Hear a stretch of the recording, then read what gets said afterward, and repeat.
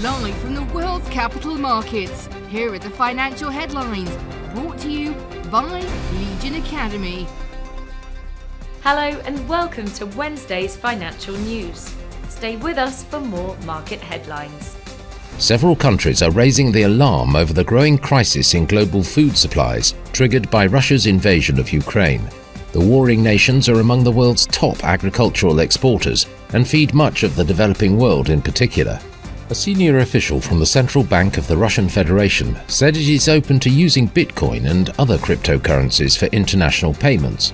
Russia has experienced a lot of turbulence on the matter of Bitcoin and mining this past year. European stocks closed weak, weighed down by concerns about rising inflation and fears about imminent interest rate hikes by global central banks.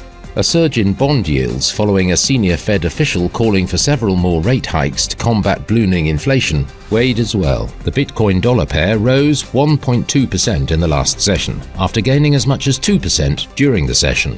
The Williams indicator indicates an overbought market. The gold dropped 0.5% against the dollar in the last session. The MACD is giving a positive signal. The last session saw Apple shares rise 0.6%. The ultimate oscillator is giving a positive signal. The Aussie-dollar pair traded sideways in the last session. The stochastic RSI indicates an overbought market. Japan's Jibun Bank Manufacturing PMI will be released at 0 hours and 30 minutes GMT. Australia's gross domestic product at 0130 GMT. The US ISM Manufacturing PMI at 1400 hours GMT.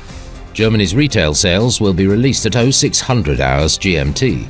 The Dutch Market Manufacturing PMI at 0700 hours GMT. Japan's foreign bond investment at 2350 GMT. We hope that you've enjoyed Wednesday's market outlook. On behalf of all of us here, we wish you a productive trading day. Be sure to join us tomorrow morning for the latest news and events from the financial markets.